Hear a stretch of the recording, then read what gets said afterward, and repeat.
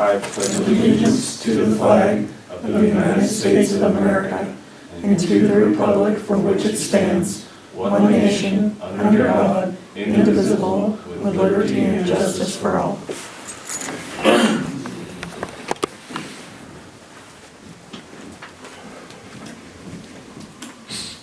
Please silence or shut off your cell phone, and a reminder that this meeting is being recorded.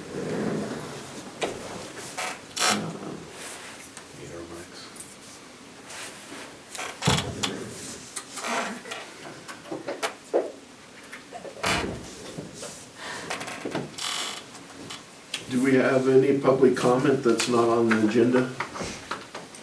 Probably mine. Okay. It's not on there. Come on up, Bert.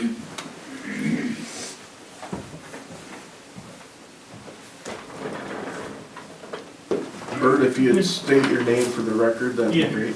Bert Young. And I got a couple of things wanted to just throw out. I've got copies of it if you'd like, what I have to say. But I live on S Street, and along the roadway in the ditch is a lot of grass. There's some bushes, and they're starting to come up over the roadway. Wondering if, and also that's in a, has been designated as a floodplain.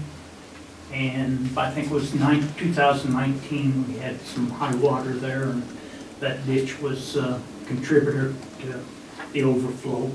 So I was wondering if you could possibly, obviously the road department's busy, so if you could talk to Warner Creek and maybe get work crew from them and pay to come out of the road department's budget. But like I said, since that's a flood zone, I'd like to see it get accomplished before winter, and if we have a winter. And the next thing has been an ongoing problem for years here, and that's speeders on that street. They're starting to take it as a quick access to wherever, and speed does not concern anybody. It is a residential area, marked 25 miles an hour. I've talked over the years with the sheriff. He promised to get something done. I like radar out there, but he's had it a few times, but not much has been, well, for quite some time, nothing has been done about it. Couple suggestions is there's a couple intersections that maybe a stop sign could be added, make it a three-way stop sign or stopping point. Hate to see that, but that seems like the next best thing. Or a speed bump.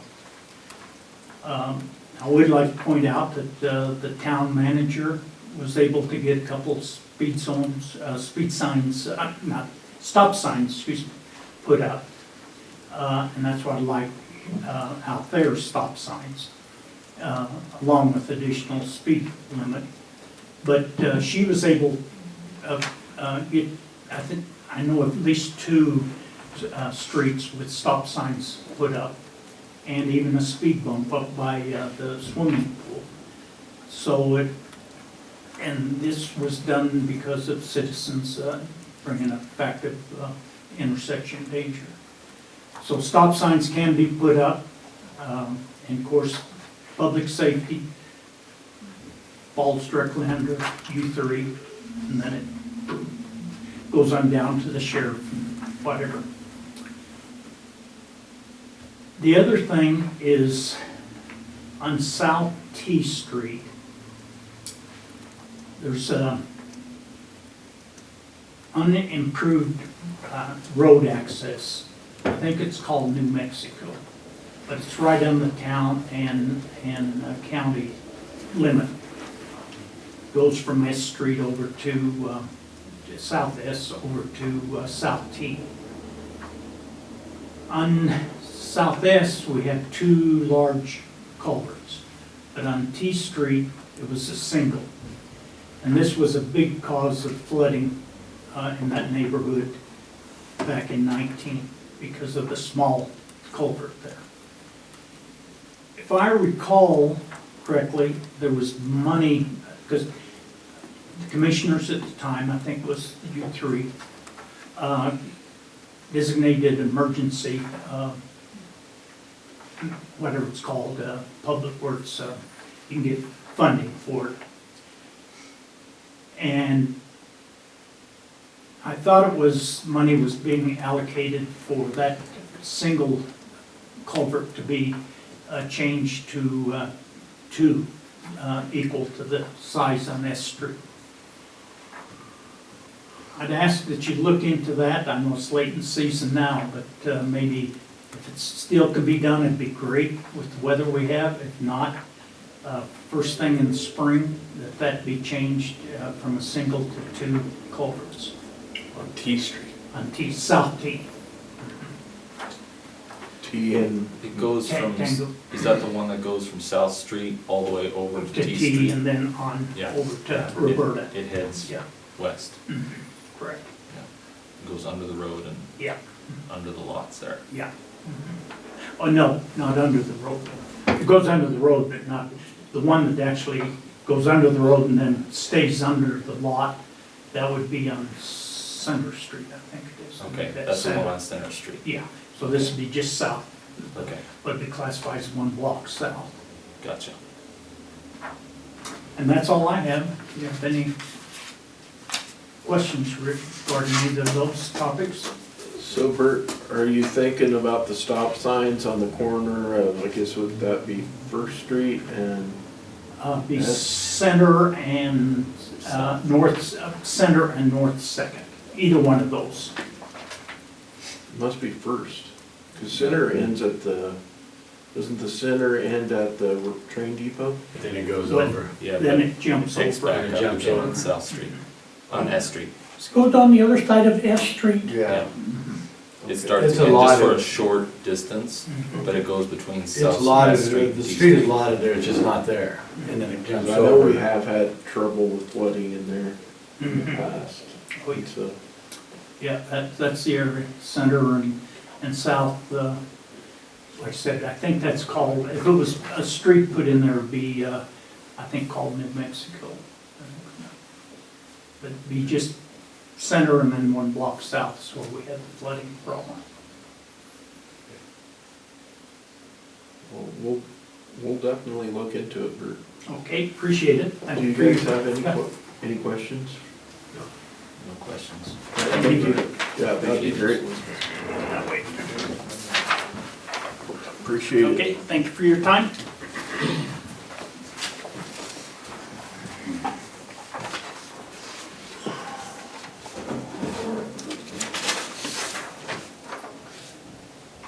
So do you wanna go along with the North and Water Project idea? Yeah, I can do that.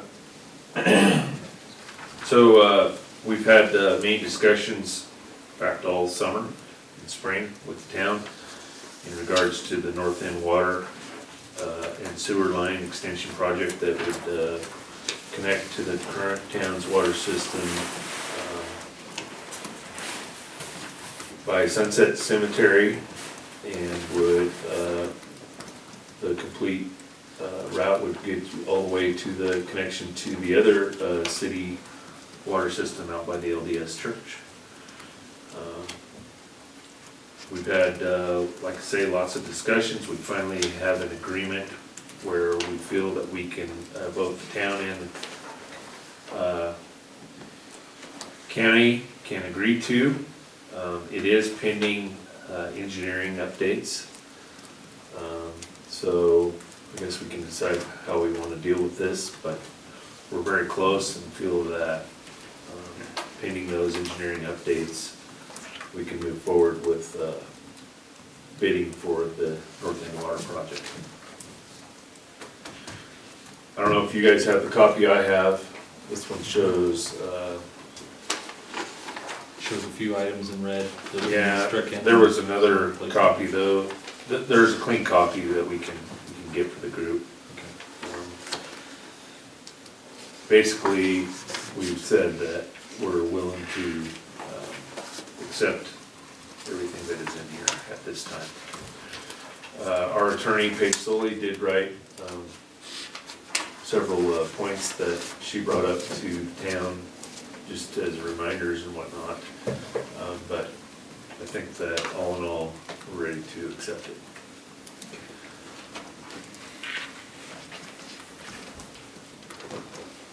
Do you wanna make a motion contingent on what has to be done still, or? I could do that.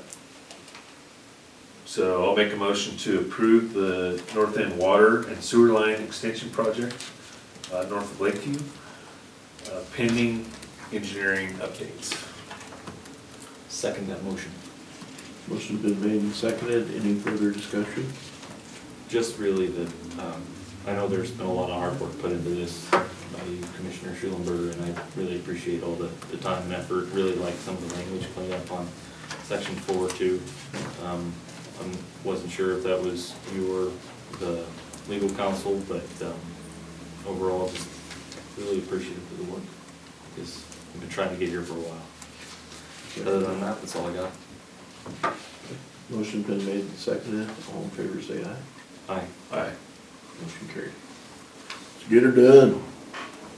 Thanks, Barry. But I'm an aye.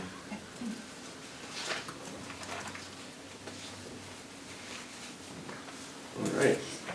Resolution 2207C.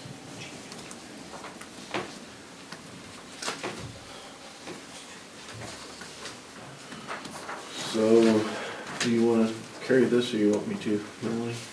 I can if you want me to. Okay, go ahead. So,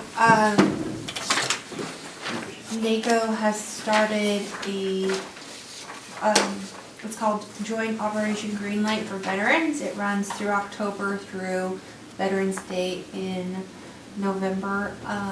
It's a way to show support for your local veterans, and what you do is you put a light either in a window.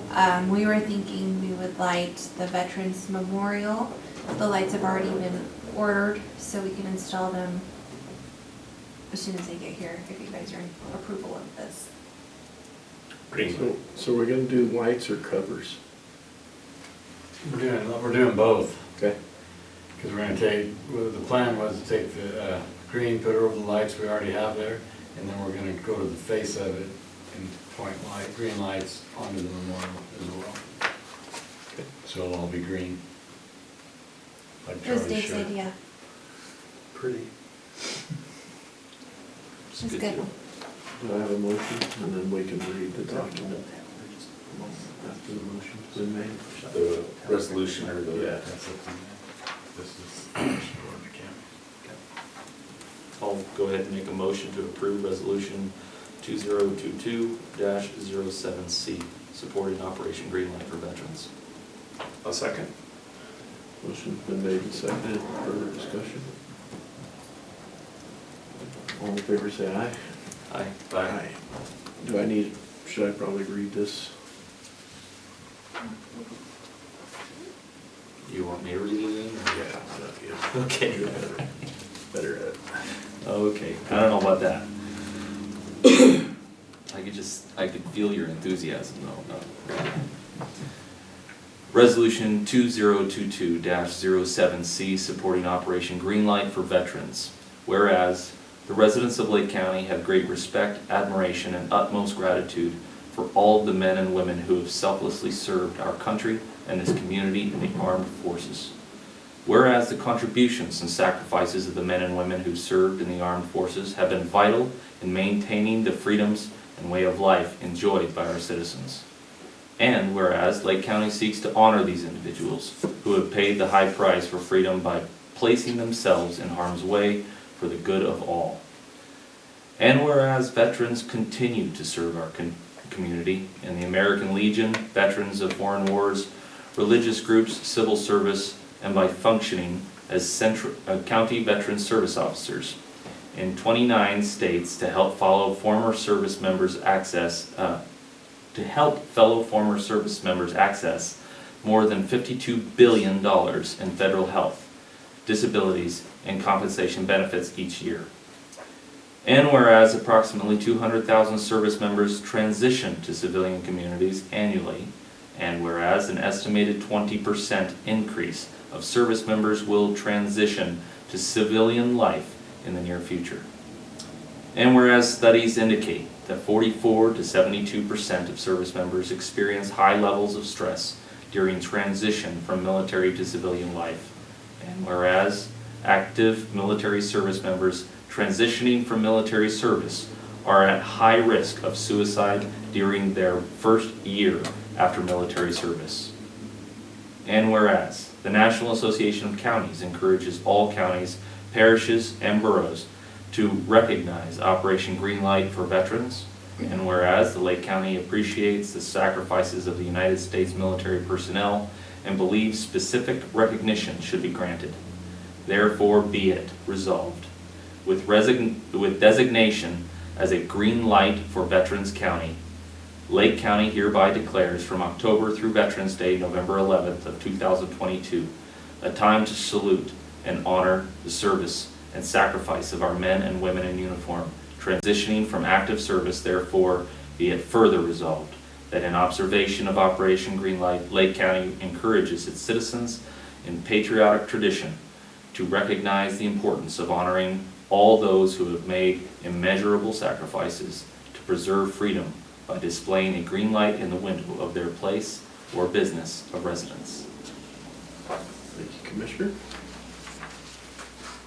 Thank you for taking that on too, Dave.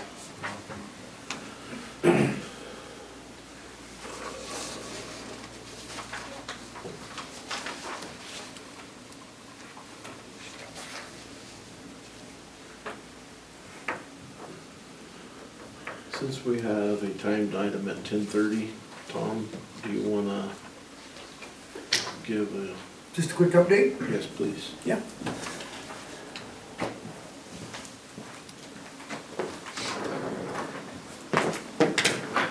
So we got through the summer without too terrible of a fire season compared to what we have had lately, so that was pretty nice out there. We had a lot of traffic come through this summer, even with the construction going on with the taxiway Alpha. That is all finished now, and all brand new pavement out there on taxiway Alpha. They did a really nice job on it this time. We didn't have a single flaw in the way that the whole process went, so it was nice to have a good transition there. And now that that's done, this coming 2023, we're doing the engineering for taxiway Bravo, and then 2024 we'll be doing the pavement rehab on taxiway Bravo. That will give us all new infrastructure from the fuel pit and taxiways and runway since what, 2018? So everything's pretty fresh. We've already been approved. The FAA has given us a grant for $3.7 million for the taxiway rehab. And then we submitted, actually just today, Dave and I submitted the core grant application, which will, if we do get it, that'll take care of that 10% county match for that project. And I was just looking back through today the records of everything, and from 2015 to now, we put 11.2 million into the airport, and the county has only had to match $33,000 to that process. Everything else has been taken care of with grants. So we've, you know, I know there's construction and people fuss about construction and things not being just the way they should, but you know, it's a long process, but it's starting to come together to where it really is actually, you know, showing the improvements and not just the runway and stuff where it's not really visible to the public. So it's kind of nice to see. So, and then our BLM seat-based project, it's been delayed a bit for funding because it came in way over budget for what they got for their grant. So they were just, within the last month, they've been awarded more money, so it'll be closer to a $3 million project instead of a $1.9 million. And hopefully, we'll hear the engineering here in the next couple, 3 months, get going on, finished on that, so we can start that process within the next year or two. And if it goes to 2024, we'll incorporate that paving at the same time that the taxiway is getting done, to try to save that money and not have that, that back and forth cost of having all that transition of equipment, so. So they don't have to do it twice. Yeah, yeah. So those are the biggest things. We've been definitely increasing the amount of aircraft coming in, even late season this year. Just this weekend, we had 36 aircraft come in, 31 of them stopped and fueled. So for a single weekend in Lakeview, that's a huge increase from what we've seen in the past. It's kind of nice to see these repetitive groups starting to come through annually instead of just once every once in a while. They're actually, Lakeview's becoming one of the stops, because they know they got fuel, they got good pavement, they've got vehicles to come to town and buy food, they've got maintenance if they do break down. So it's starting to get out there where people are starting to really recognize that we're taking care of it, and not just letting it dilapidate out here and fall apart. So Well, the 32,000 match, that's juice well worth the squeeze for 11 million bucks. Yeah. Absolutely. yeah, that's. So that's awesome that you guys worked so hard to do that, and get that done. Yep. Well, it's been a team effort.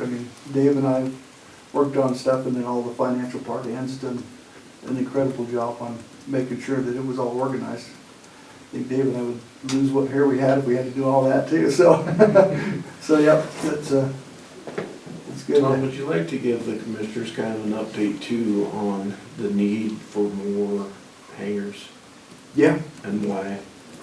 Well, we're at a point right now where we're having to turn people away that are asking to put their aircraft out at the airport. We've got the infrastructure in place to support more aircraft now and keep that flow going and keep it growing before, it starts to dwindle off as people age out there. But at this point, the next thing for growth is hangars. It really is, in order to make the airport grow, to get more fuel sales and to have a sustainable long-term, we need at least 8-10 more T hangars. And then if we could put in a larger hangar for the emergency services, as well as leasing it to, corporate jet traffic and that kind of stuff, it would be huge for what we can do with fuel sales and just the overall income to the airport. So that's kind of been my vision, was to try to get the infrastructure the best we could to where we could support that. And now we're there, and we really need to, other than just a little bit of pavement around the T hangars, which is on the request list, and we're ready to start putting stuff up. We need to, we're come to a point where we're gonna stalemate if we don't have more room for growth. So that's my concern, is we're just gonna bottleneck here if we don't have those hangars in place. So speaking of more fuel sales, are we still working on getting more portable storage for fuel? Yeah, we did really good this year, so it kind of came to a halt because of the way the contract was with everybody. It's there, we have an offer from Epic Fuel, and we need to probably sit down here, now the season's settled, and actually figure out what's best for us. I think an extra tank's it's gonna be too much. It's that $150,000 mark. And the trucks we were finding, we couldn't find anything worthwhile for less than 50 grand just for even a tank. So we've been looking. Epic offered, if we change to their fuel brand, which would be Chevron, they would also provide a 5,000 gallon truck for us, it would help, but we really need that extra 8,000 gallons so that we know we can take a double load, and we always have fuel sitting there when we're making another load to keep that, because it's only gotten worse with trying to get fuel in. You know, if I'm not guessing a week to a week and a half out and hoping that I sell that fuel, we don't have room or we're running out. So it's pretty imperative at some point we get that, that extra storage for sure.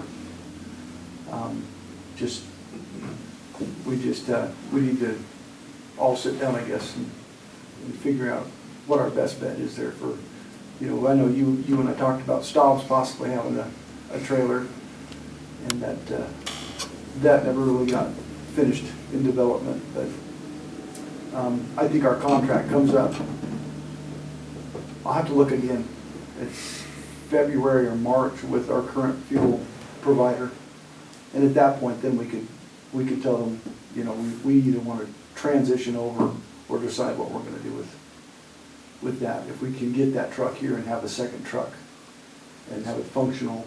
So when that time comes, I think you need to come back and talk to us again Okay. about it, and just be looking for storage, you know, Yeah. some kind. Yeah, ideally would just be getting a nice big tank. I mean, if we could get an 8,000 gallon storage tank that would actually connect to the back of the truck, then we would still have that ability to move either that tank down to the seat base so they can fuel out of it, or have it there just to transition into our tank so that as we run low, waiting on the next load, we've got that sitting there. But, you know, and that would be the most cost effective. But I don't know, maybe as early season goes on and we talk about the contract with Epic, we can get them to free up a different truck that's got a little more capability as far as capacity goes, and that would get us what we need out there to keep us going. Thought there was rules or restrictions on portable fuel, something on wheels. It has to be a double wall tank, and then it's got to be able to connect to the truck we got so we can use it. And then there's probably, I never got a straight answer on it, but probably the best thing to do would be put one of those temporary containment walls up around it. They make a tarp wall that you can park the trailer in, and so it would be a containment wall as well if there was an issue. So that would take care of most of that, but it's my understanding that the double wall tank is the biggest deal as far as making sure that it's puncture proof. But I mean, there's so many trucks out there now that, even functioning trucks, that don't have that ability to have a double wall tank. So I'm not sure. We'd have to get with the fire marshal probably and find out the exact detail on that. To make sure we're not So getting was it a something. fire marshal deal or an FAA deal? No, it'll be the fire marshal, will be a hazmat containment issue, from my understanding. Because I know Burns had like a 6,000 gallon truck that they got, and there was a reason why the fire marshal shut that down. And my understanding was just the age and no containment, and they weren't using it as a functioning truck, they were just using it as storage. So if you've got the trailer to go on the truck so it can all be moved together, then there was a way around that. So. Yep. Tom, you might want to talk about the redesign of the master plan. Oh, yeah.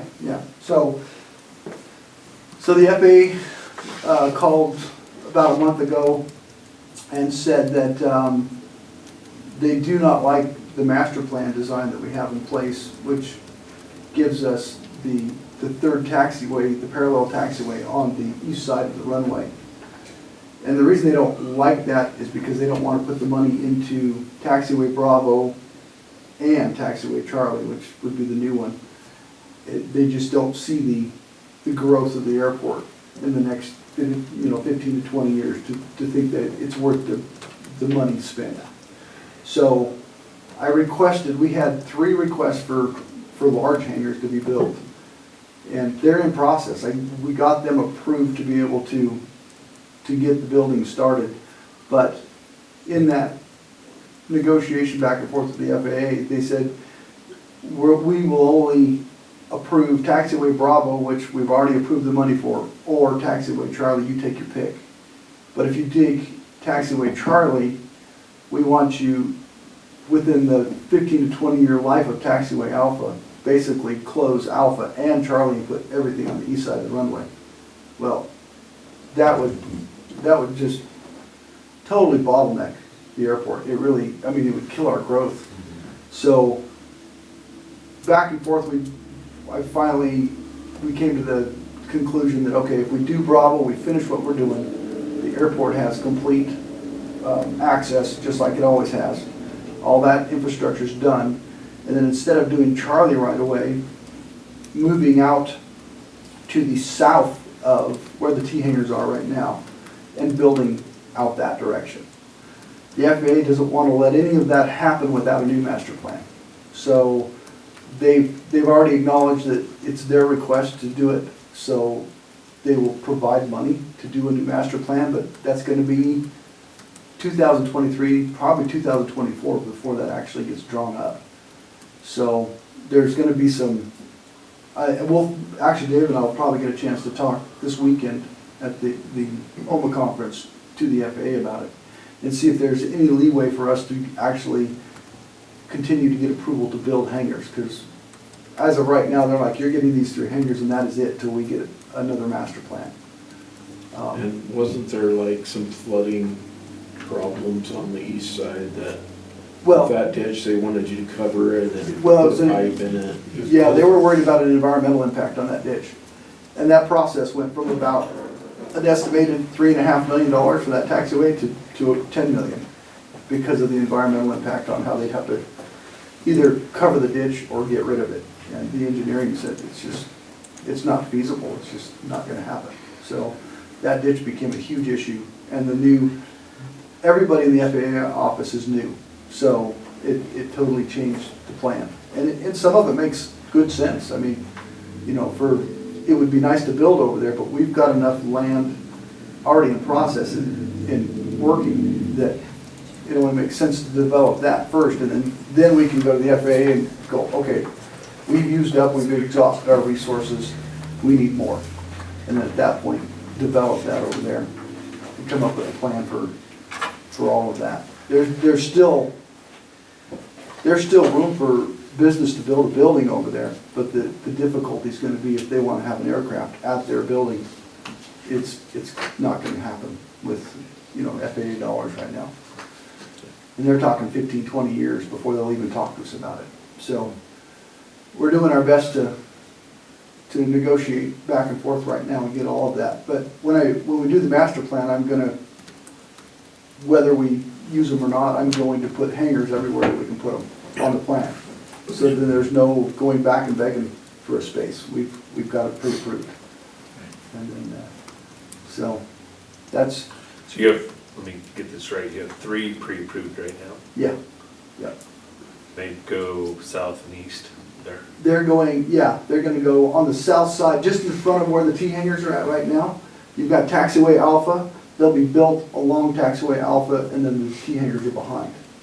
There'll be 2 there for sure.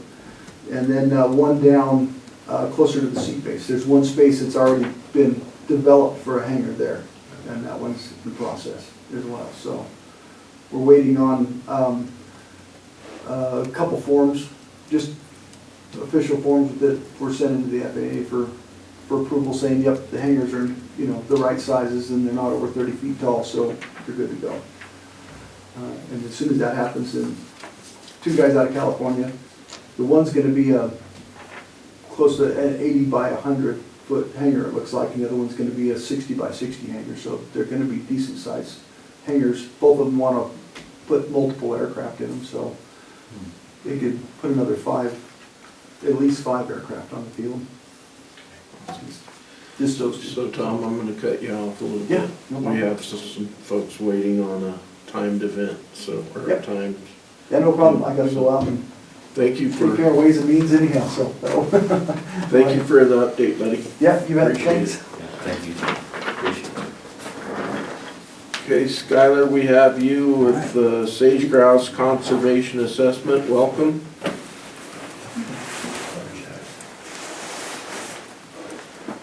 Hi, yeah, thank you. Can you hear me?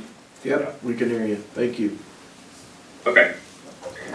So yeah, the the commission asked me to join today to talk to you briefly about ODFW's update or revision to the 2011 sage grouse packs and low density habitat. So I don't have too much information to give you at this point, but rather just a background about what this might look like. And to give you the history, in 2011, the sage grouse core areas or packs, priority areas of conservation, were identified as well as low density habitat. And as you all likely know, this has impacts for development siting in mapped sage grouse habitat. The revision to the packs and low density is going to follow the same process as the 2011 strategy. And if anyone's interested, I can provide you with the 2011 document, the Oregon Sage Grouse Conservation Assessment and Strategy, which outlines this process.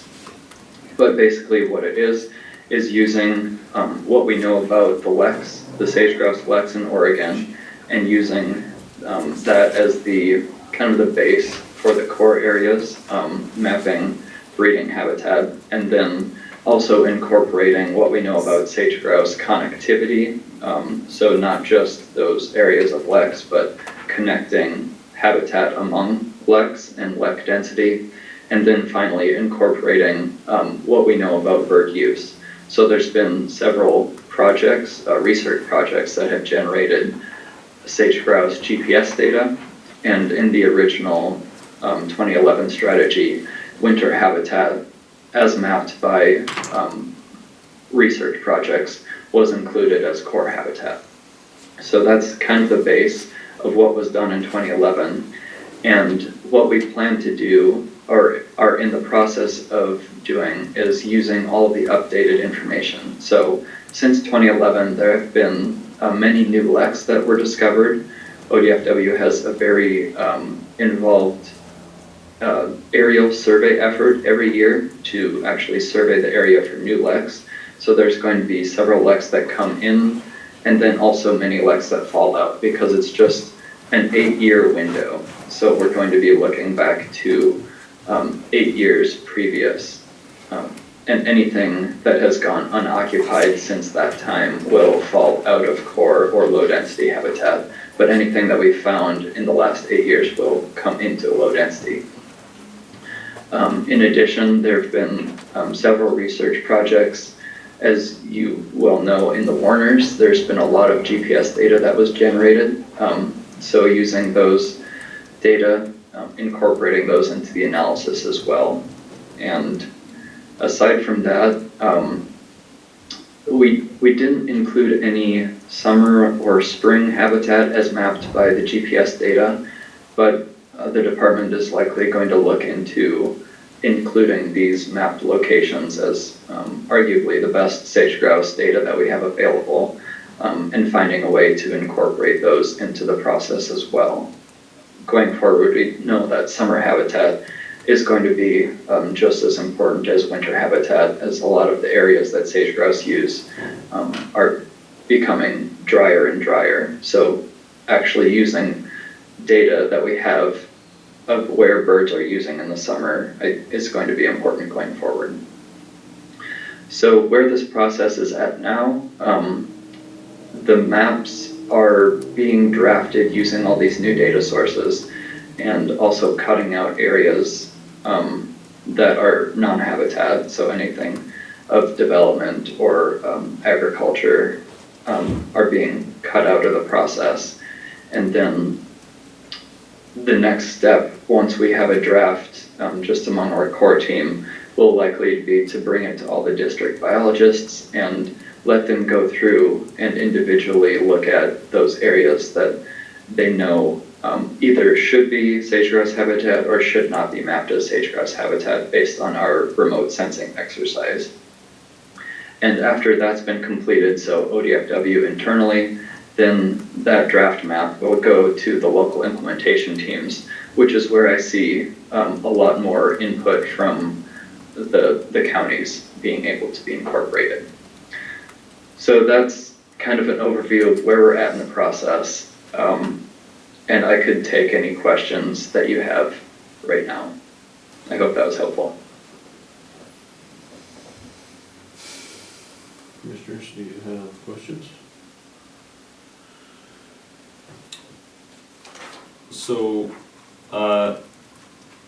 thank you, Skylar, for being with us today. Low-density habitat, I see will influence development and map safe grouse habitat under the executive order. What kind of influence exactly does that reference? So that's a great question for Nigel, the mitigation coordinator. I know that that it has similar influence to core, but not, so core habitat is kind of the top notch, and then low density is a step below that, and then below that is general habitat, which has the lowest mitigation ask or mitigation requirement. So low density is somewhere in between. And so the habitat quantification tool that Nigel uses has all of these different layers in there, and based on your distance to existing development and then where you fall at on that spectrum of core, low density, or general, your mitigation ask for development in any of these areas will be, I guess, based on that quantification tool. What I do know is that anything over 5 acres, I believe, is what triggers the rule. And that's both for core and low density, and I believe, I'm not sure about general. General might just be based on its distance to a lek. Okay.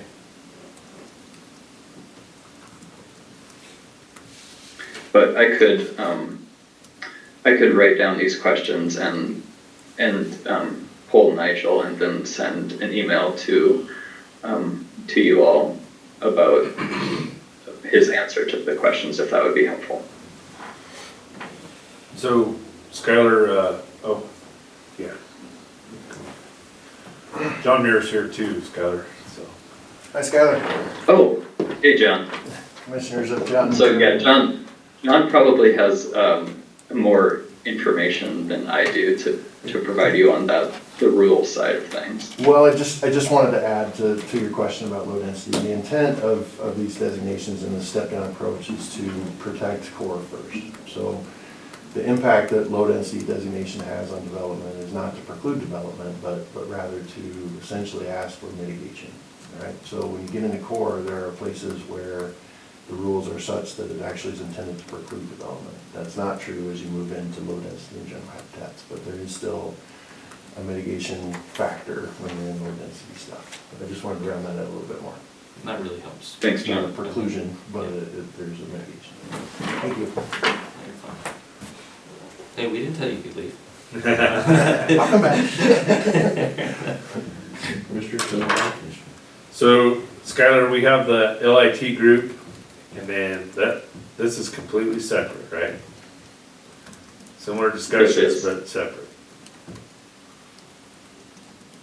Yeah, so this is a process that in that 2011 document, it said that the layers should be updated after, I believe it said 8 to 10 years, so we're beyond that point, and it's really in everyone's best interest that these layers are updated based on what we know on the ground now. Okay. So that's kind of why we are in this process.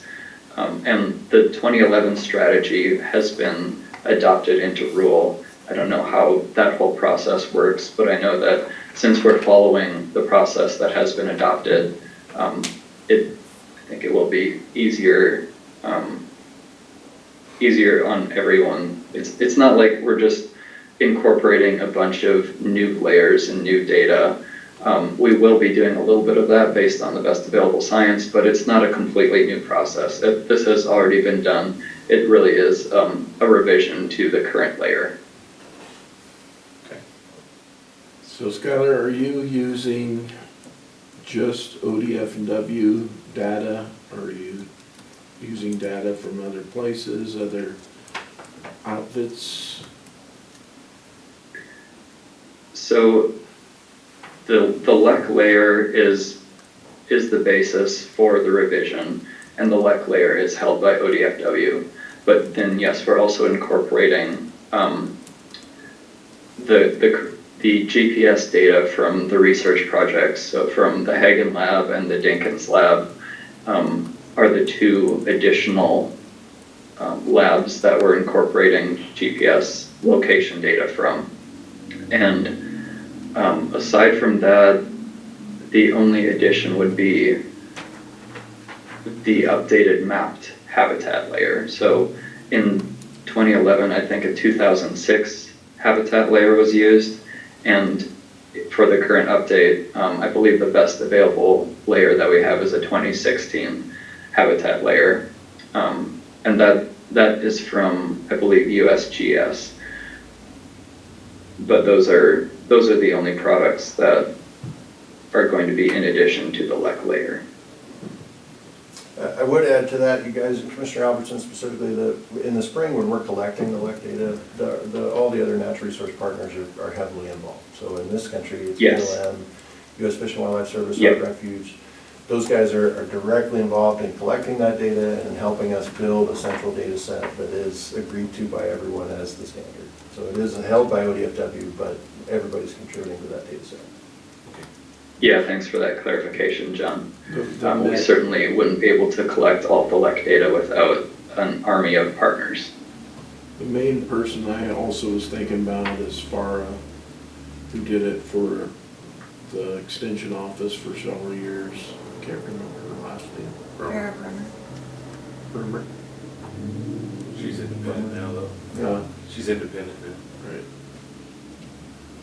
I just, as commissioners, it kind of spooks us because we come in on the tail end of everything, and you know, when the decisions have already been made, and then we're doing, you know, emergency actions, and you know, and so we just want to be updated on what's going on, why, what we can do, because our biggest, you know, we want to protect the sage grouse, but we also want to protect our ranchers and miners and everybody else out on the ground making a living. And certainly my goal too is to balance this with the obvious necessity of maintaining health in these sage grouse populations as a means of maintaining an economy and agriculture successfully in this county, and balancing that with trying to avoid unnecessary bureaucratic oversight and problems where it doesn't need to exist. And We're all I- thankful you're here, John. Well, thank you very much. I'll do my best. I would offer too that I think for you guys, the bridge, or I certainly see my role as the bridge between you guys and this process. And so while there is some internal steps that need to occur, my door obviously is always open, and I will absolutely be considerate of your thoughts as we move through that. And as we move to a place where we're taking this to the LIT, there again, that's a place for you guys to directly involve yourselves as you choose, and use your county partners and our constituents in this county to voice those concerns and opinions. And so, you know, I would carefully avoid saying that by the time we get to that step, the decisions haven't already been made. You guys have all been involved in these kind of processes, but I think the opportunity for you is through me and through Skylar right now to get ahead of that and get your concerns and issues addressed while we're in these early phases. And I'll certainly be there for you to do that. We appreciate you. Yeah, thanks for that clarification, John.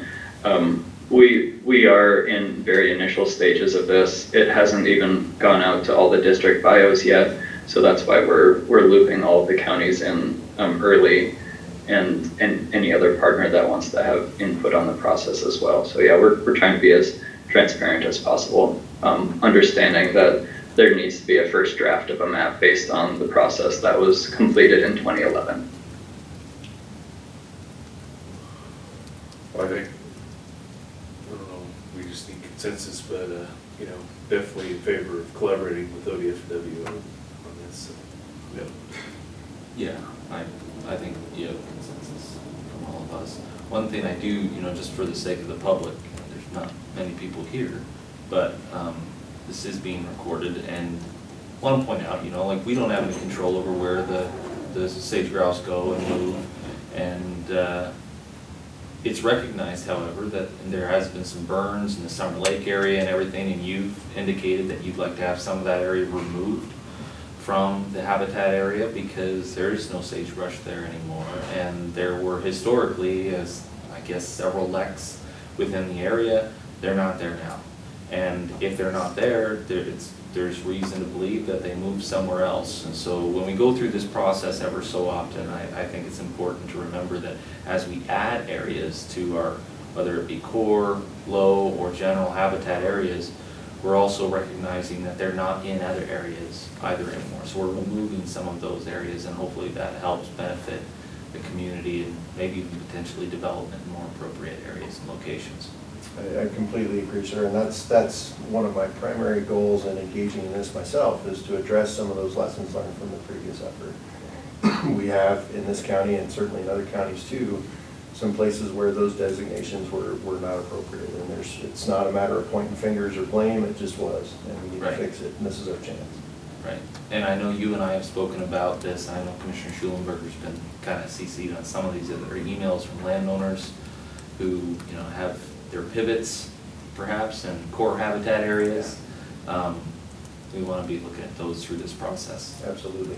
So you and I, we've all talked about specific places. If there are others, as we move through this and you guys reach out to me, you hear from constituents that have run into trouble that way, by all means, point them out to me. I think I've got a pretty good handle on where the low-hanging fruit obvious problems are, but there's some other ways to look at this too. And I just spoke with Skylar recently, and I think that, I don't know that this will apply everywhere, but certainly in Lake County, one of the efforts I want to make is to overlay the zoning layers, the county zoning and ordinance layers, and really look hard at places that are zoned currently for either rural residential or farm residential and small lots where there's existing disturbance, and really critically evaluate whether those are the kind of places that, even if they may be, it's still decent sagebrush habitat, whether that's the kind of stuff that needs to be designated as protected in the name of sage grouse. So that's certainly part of my thinking going into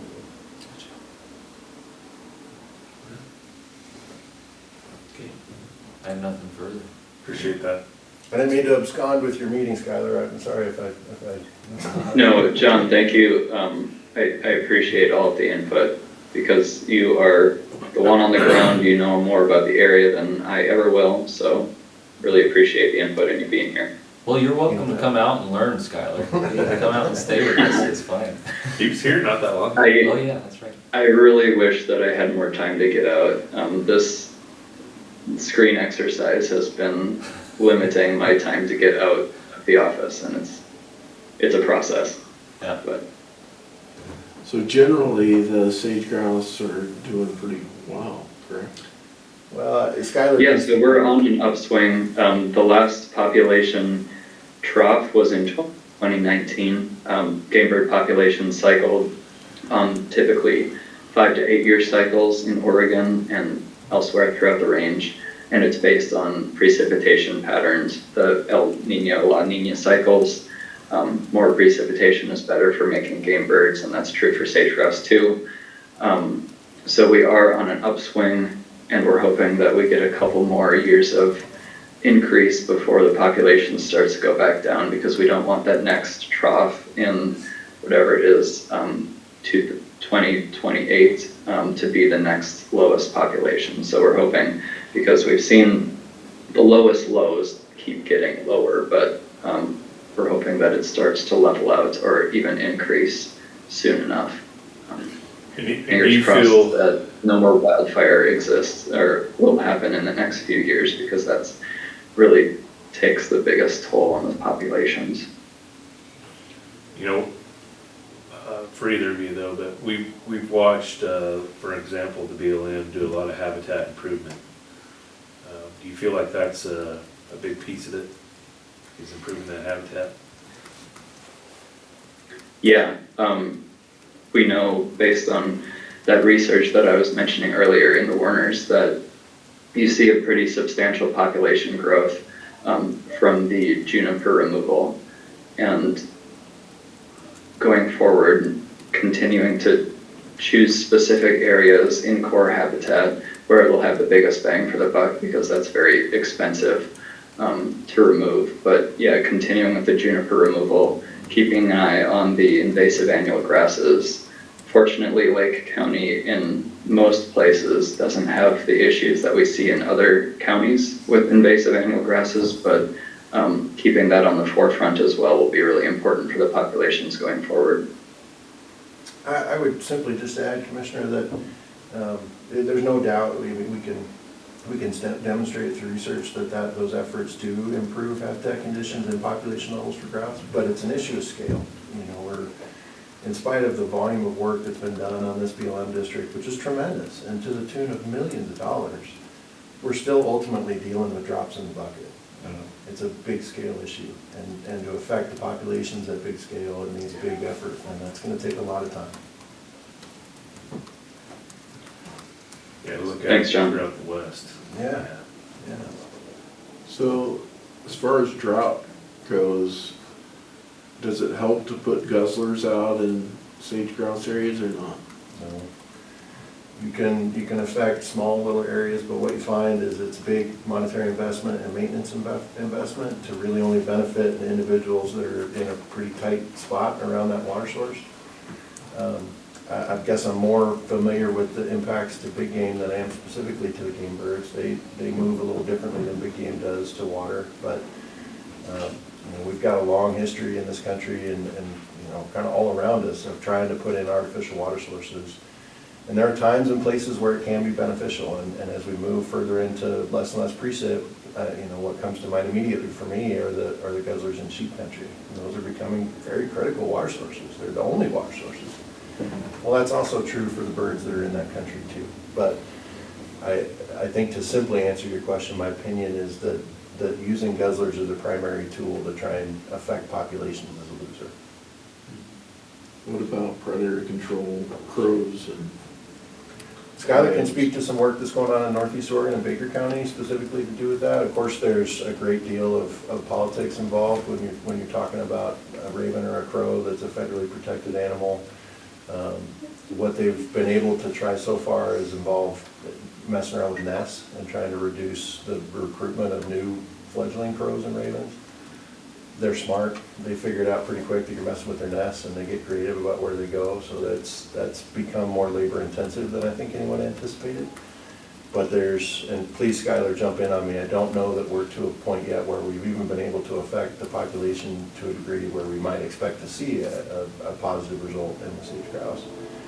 But that goes again towards, you know, even if that is identified as a primary problem, predation on nests, the degree to which you'd have to affect the landscape, to affect those predator populations, to see an impact on the grouse may or may not be actually even achievable, let alone affordable or efficient or reasonable. That was a really good background, John. Like you said, it goes to scale. So the amount of input that you would have to have at the scale of, let's say, the Warner's pack, and raven nest removal would be substantial and very expensive. To give you a brief background of what's going on up in Baker, there have been 2 years of raven nest removal. So every nest, aside from maybe one or two that outsmarted the technicians, were removed from the Baker pack this past spring and then 2 breeding seasons ago. And we actually have a meeting this coming Monday to sit down with OSU and to evaluate what they found as far as sage-grouse nest success in relation to those nest removal efforts. And based on those findings, either continuing with the nest removal for 2 more years or transitioning to adult take through poison baits, that will be on the table for discussion. And yeah, just for the Baker pack specifically, the reason why this was chosen as a study site is because that pack isn't connected to the rest of Oregon's population. We know based on our telemetry studies that those birds don't hop back and forth over from the Baker Pack to the Crowley Pack, which is the next one to the southwest, or the Bully Creek Pack to the southwest. So really focusing any sort of targeted efforts there, as it's a Band-Aid approach. So it's not a sustainable method, but keeping sage-grouse nest success even a little bit higher than it currently is will help out that population and sustain them in the short term, while a lot of these habitat improvements, the $6 million in FIP applications that they're having for habitat improvements, have time to get going and really be the focus of keeping sage-grouse population sustained up there. So that's kind of just a background about that project for you. Thank you. One other question is pretty broad. Do you guys have, as far as ODF and W, are you receiving enough money from the state to operate like you need to? That's all you, Skyler.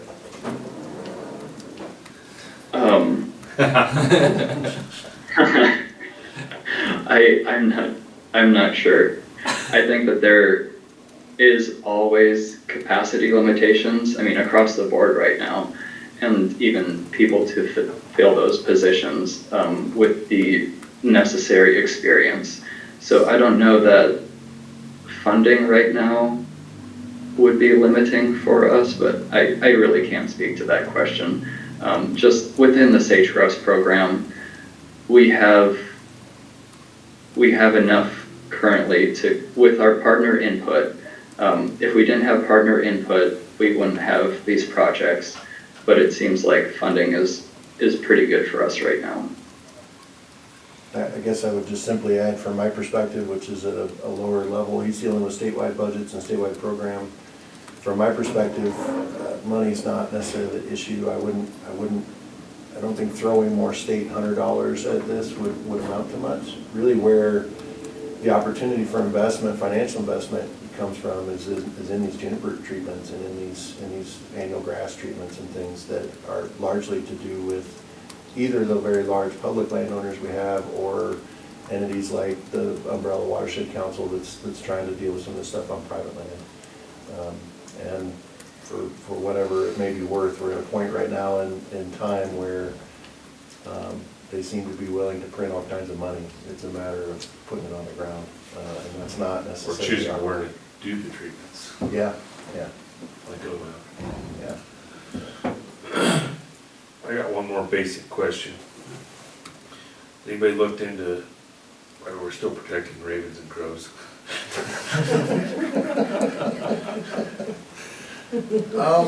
Well, yeah, crows aren't protected, but ravens are, and that's that funny, the Migratory Bird Treaty Act. It's just a funny loophole that ravens got thrown in and crows got thrown out, is from what I've seen. I don't know. No, that's right. You'd have to get with Canada and Mexico if you wanted to change that treaty. It's not necessarily dissimilar from what's gone on through the evolution of the Endangered Species Act. When you're dealing with acts of Congress like that, or the Marine Mammal Protection Act, when we're trying to deal with sea lions on the coast that are eating fish, or the Feral Horse and Burro Act, that makes it, that when you start dealing with those national level administrative or congressional actions, they get passed and then it becomes just impossible to change them or to address issues that come up. And that's where we're at with the Migratory Bird Act in this regard. Okay. Ravens have, what, one or two more wings? What is it? The difference between a raven and a crow? Depends on who you ask, but yeah, they're just basically a bigger cousin to a crow, and Skyler may know a lot more than I do about overlapping ranges and things, but I think historically there was less overlap in those ranges. Through protections of those species, there's become a lot more overlap, and so it becomes less obvious at times what the difference is. Generally speaking, you'll see crows in much larger groups. Ravens tend to be more solitary and seem to do a better job of existing on just about any kind of structure they can find. They seem to be able to live absolutely anywhere in North America. Yeah, it's been a pretty strong focus of a fair number of research projects in the West, and they've shown that that raven densities and sage-grouse habitat across much of the West have really increased substantially in the past 20 to 50 to 80 years, looking back at breeding bird survey routes.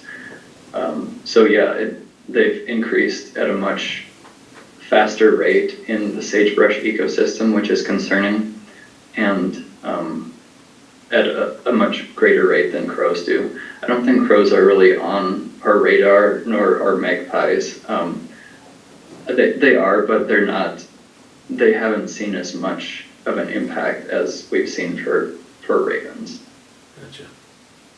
So at least in any of the recent research projects that have been completed.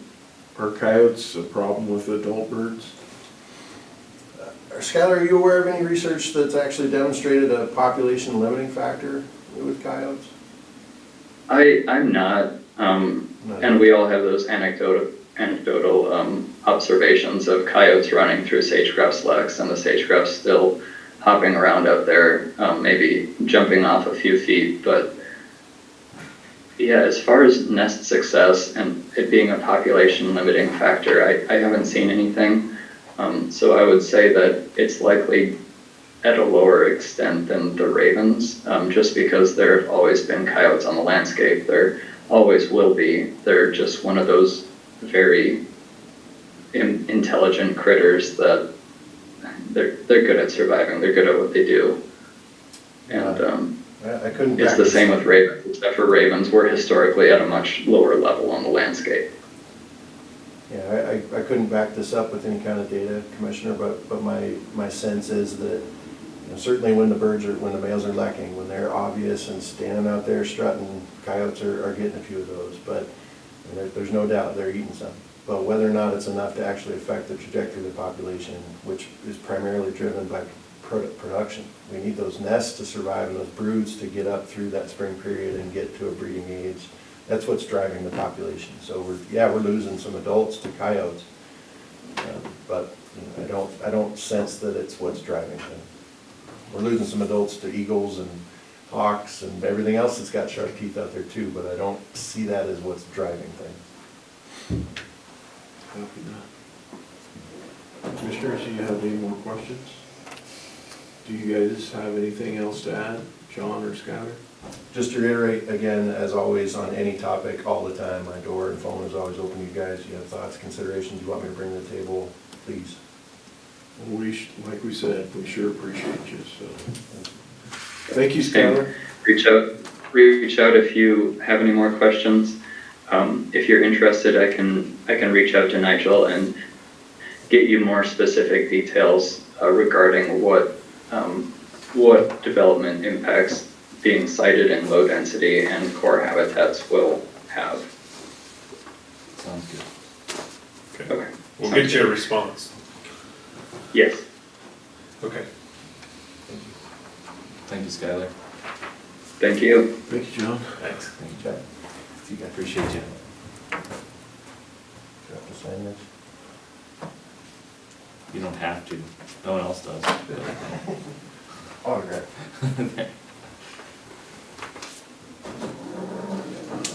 Let's see. Order 20, did we already do 7C? Order 2022-01. Is that the road vacation? Yes.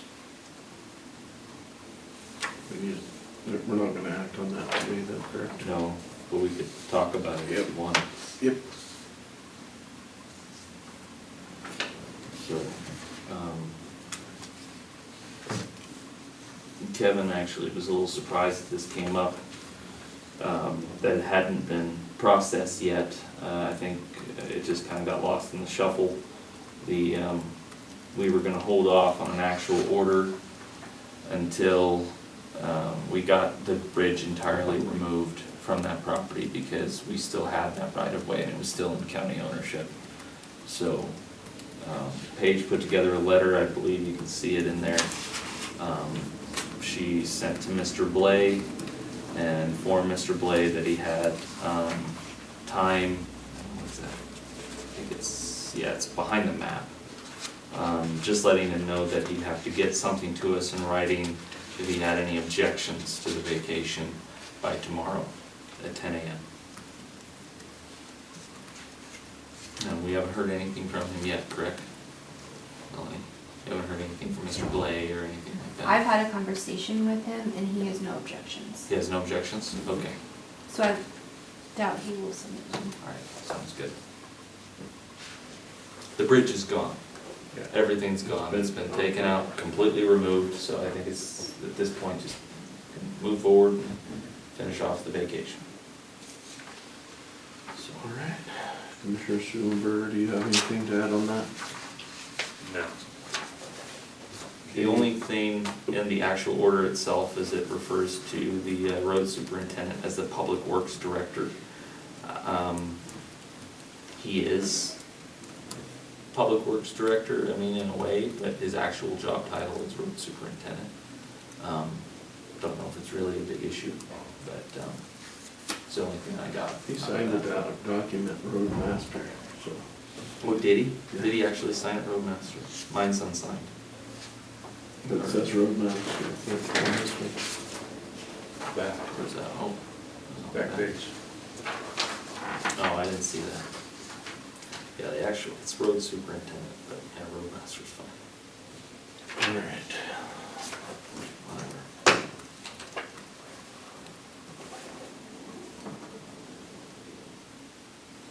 Let's go ahead and do the VOPTA.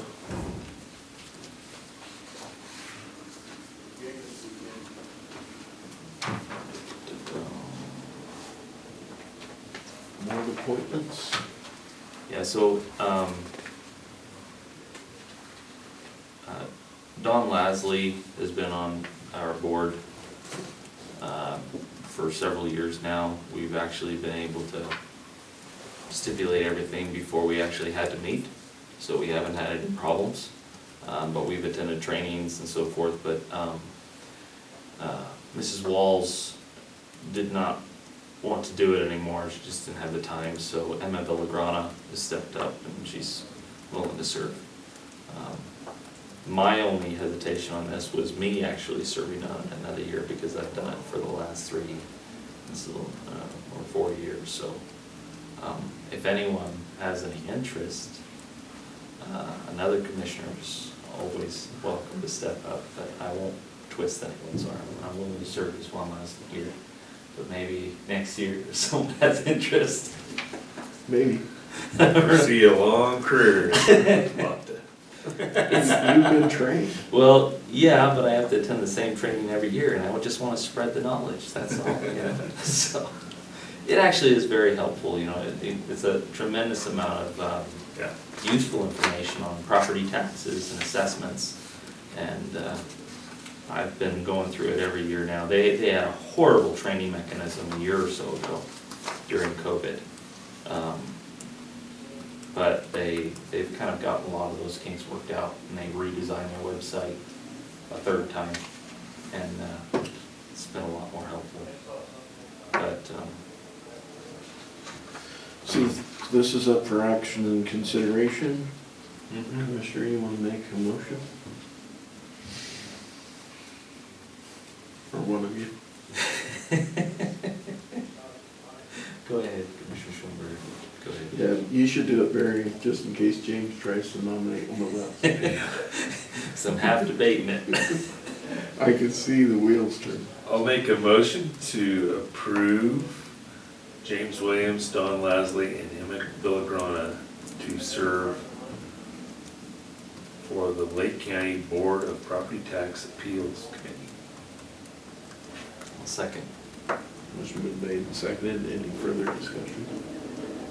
All in favor, say aye. Aye. Aye. Motion carries. Dave briefed me on the Lake County Airport lease. It's pretty self-explanatory. Yeah, And And you said it was for 560. yeah, on the second page there, page 2, it has $560. The only thing that I thought was interesting on here, and this is just conversation, I think it's probably good to go. The tenant owns a 70-foot by 40-foot hangar. And so I was hoping to go into this while they were still here, but so is the lease basically just for the ground? Goes to the ground. Okay. And then it's like 24 cents It's got square foot or or something. 20 cents per square foot, but then it has down here, and that's also on page 2. It says, once the rent reaches 24 cents per square foot, rent shall remain at 24 cents per square foot until the landlord shall examine the fee and there, so forth. But it says that the, after January 1 of 2022, on the first day of each January thereafter, rent shall increase 20 cents per square foot. So that's 40 cents per square foot, if I'm not mistaken. Because it says, beginning in 2022, owner shall pay landlord rent at the annual rate of 20 cents times the number of square feet. And then it says, beginning January 1 of 22, further down, it says, on the first day of each January thereafter, rent shall increase by 20 cents. So it goes up 20 cents per year. And, but if it goes, but this guy's guaranteed that his won't go above 24 until the lease agreement is renegotiated. So it doubles, but So he's held we to can, 24. I think if Dave's still here. I was just looking at it here when I was sitting down, I should have gone over it all the day prior, and I just wasn't. Let's just approve it tomorrow. You want to prove it tomorrow? Yeah, can follow up with something if possible. Sounds great. Pending this, yeah, it'd be good to get that clarification. I never got that. And it definitely looks like it doubles, so. All right, so that's gonna be postponed until tomorrow. Meeting minutes for October.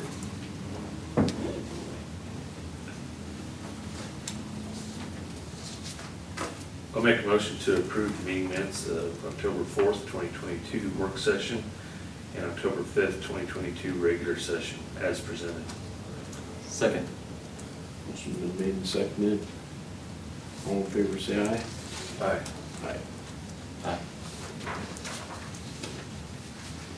Does any of you want to give a liaison updates on anything? Sure.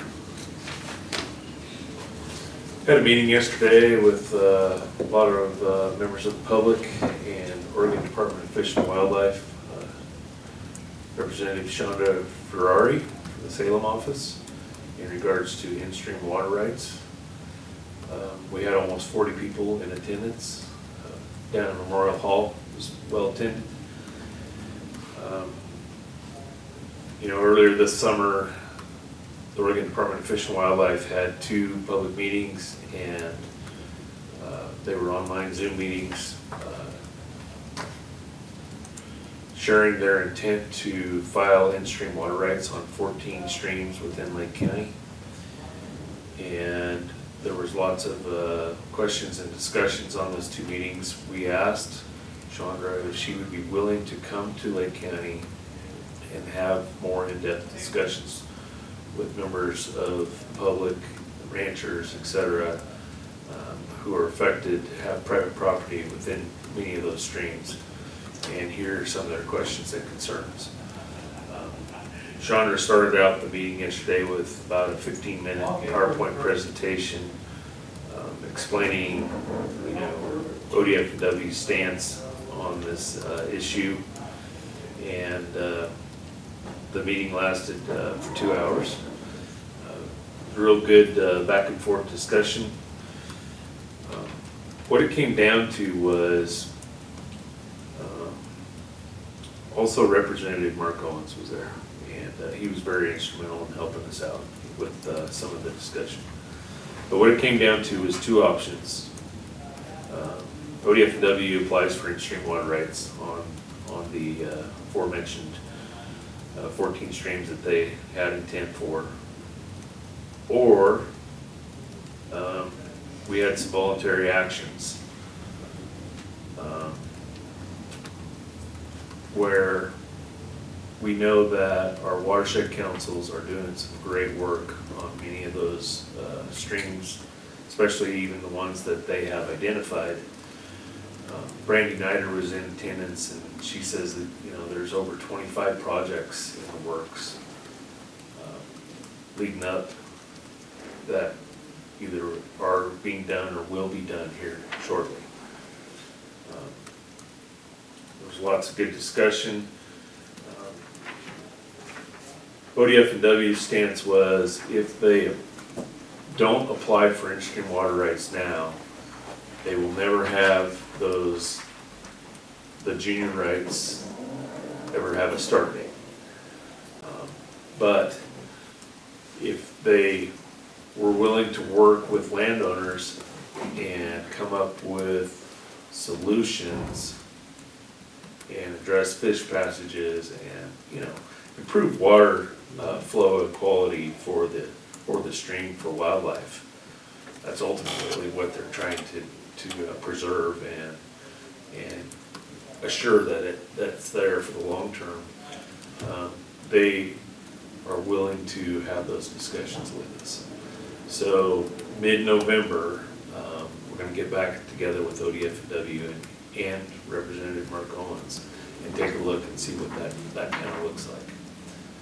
It could take a lot of work, but overwhelmingly, many of the ranchers in the meeting there would like to do that on local terms, where they're working with local people doing in-stream improvements, where they feel that you know, it's not only helping their property, but it's also helping the quality of that stream. If ODF&W files for in-stream water rights, you know, more at the state level, then they feel like, you know, there's very little control there and very little connection to ODF. Partnership. Yeah, and some of the ranchers may choose not to have those projects continue on their properties. A lot of it's voluntary, things like that. So many members of the public really stepped up and had some great comments, you know, and helped out those discussions. And I commend everybody for showing up that did. I know that not everybody could be there, and we'll try to keep everybody updated on those as this develops. But you know, what we asked ODF&W is that, hey, Lake County is really good at collaborating and working with agencies and whatnot. Give us a chance, come talk to us. And you know, I think that it was very beneficial to have that meeting yesterday. So we're a closed basin. We're different than maybe the rest of the state of Oregon. You know, north, southeast Oregon, nothing goes to the ocean. So you know, comparing us to like the Deschutes River or many of the other rivers or streams in western Oregon, you know, it just isn't the same. Because a lot of our streams go to a lake that has a high potential to go dry at certain times during drought. So we're just trying to utilize the water the best we can during this really tough drought time. Well, it's just like the Deep Creek weir, the new weir that they put in just above Adel, and they did a video, a very professional video, and they had a collaboration with so many partners, including local landowners, and I would just hate to see that kind of work come to an end because of this. So. Anybody else? Commissioner, you have anything to update us on? AOC, Treasury report. We had our meeting yesterday. Chair Lindsay wasn't able to make it, but we're of course going to likely move forward with a 7.5% dues increase this year, and it'll be voted on by the full body, and there'll be some discussion. This is a reduction from the original 14% that the budget was being built around in order to fix our structural deficit. I'm giving you guys kind of an update on this largely for, public's benefit also, but this is one of the issues that I'm working on.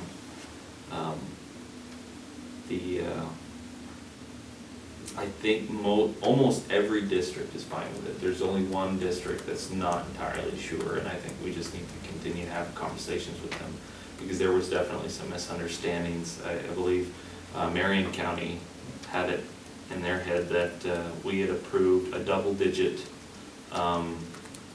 dues increase the previous year. Now, it wasn't the case.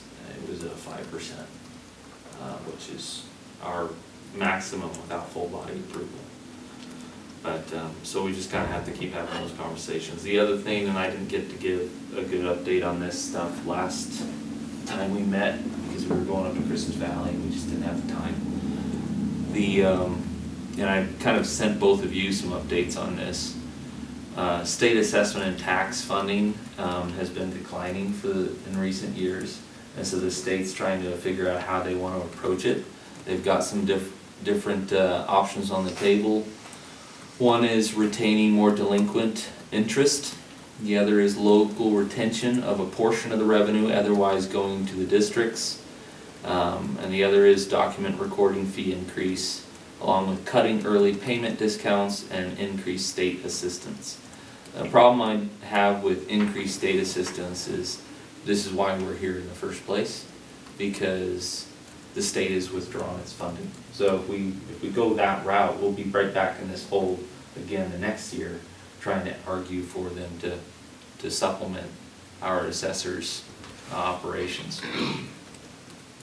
And so I'm just not sure that that's actually a fix.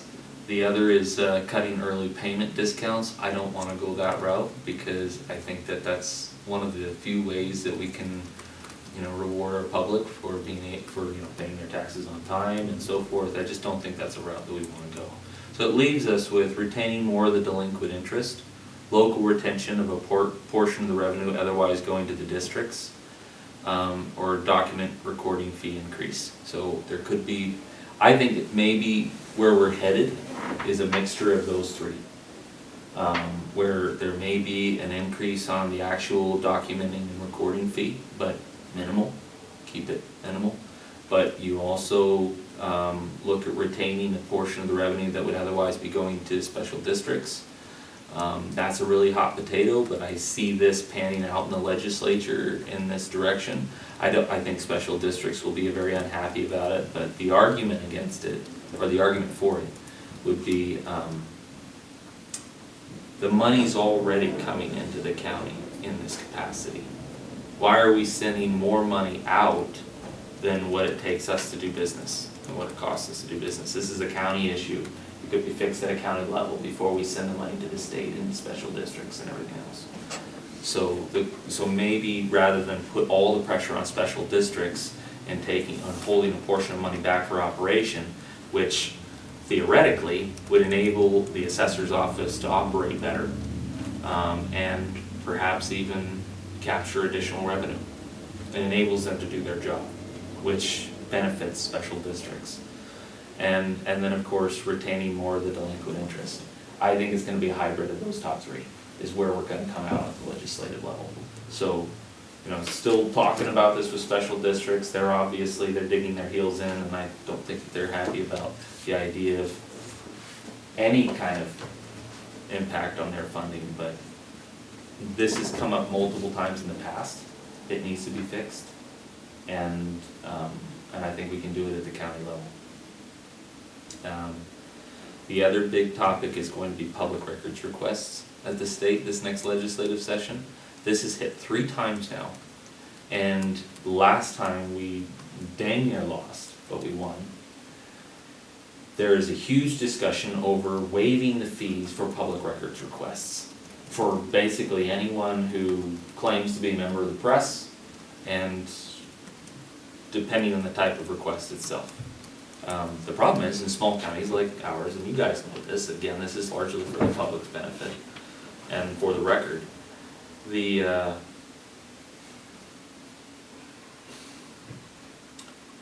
staffing in small counties like ours is very limited.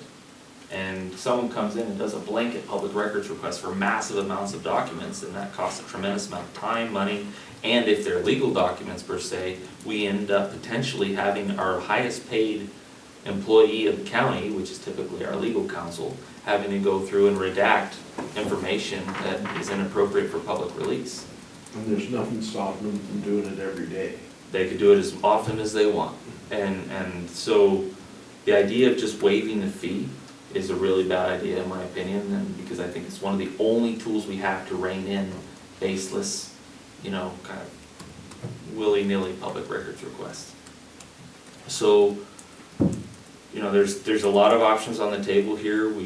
The last time we kind of beat them on this, it got spun around in the major press of the state saying that rural counties were against transparency. That's the way it was portrayed. So, and it has all the transparency you want, you just have to pay for you it. just got to recognize that it's someone is working on this. Someone's taking their time and effort away from every other taxpayer's service to devote to this public records request, and we can do it. You just have to be specific as to what you want, and we've got different options laid out as to some negotiation ground at least. But again, I just feel like there's special interest groups and groups at the state level that are pushing this bill, and there's no definition for press. It could be a guy that has a podcast in his mother's basement that will literally come in and say, I'm press, and I want to waive all my fees, and I want to have every record you had from this date and this time and every meeting the commissioners ever had for 10 years. They don't know what they're looking for, they're just fishing. And it just causes a tremendous amount of work. So we're watching that issue very closely. The other part is deputy DAs and DAs. There's a consideration for them being added to the police and fire PERS. We are typically against that at AOC. We just approved our new principles at governance and revenue, and we still stand firmly against opening up the police and fire PERS benefits and adding anyone else to that, because of not only does it cost counties a lot of money, it's just not feasible.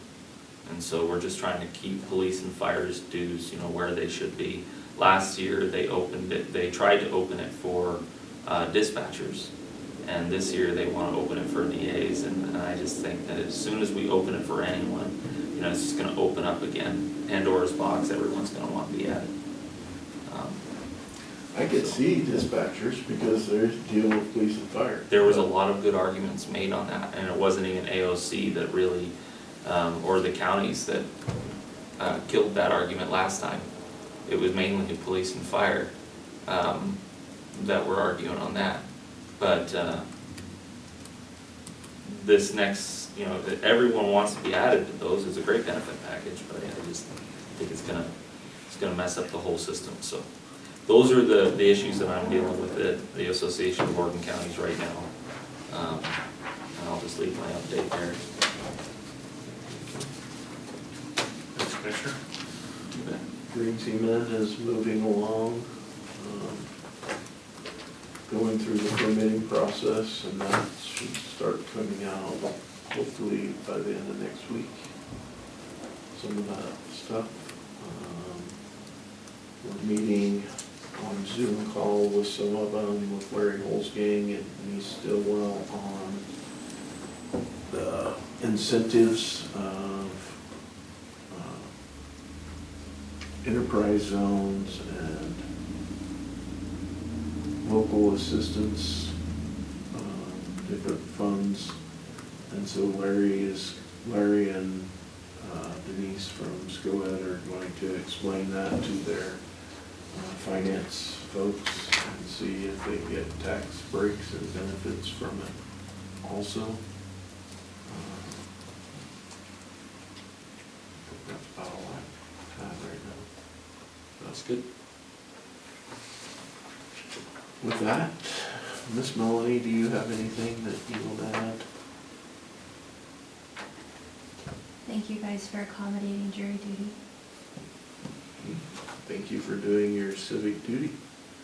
And also, we have Congressman Benz here. Oh, yeah. We should mention that 11. at 11 o'clock tomorrow. Yeah, so if the public wants to show up and ask the congressman questions tomorrow at 11, would be great.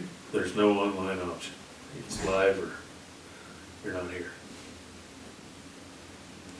Be at Memorial Hall.